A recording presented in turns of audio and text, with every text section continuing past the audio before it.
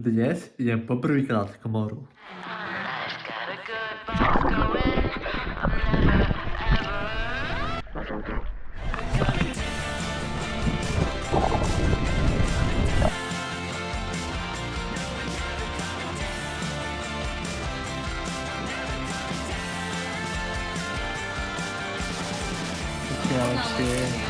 Vítame na tú informáciu Dutavky, mysteriózna príchuť.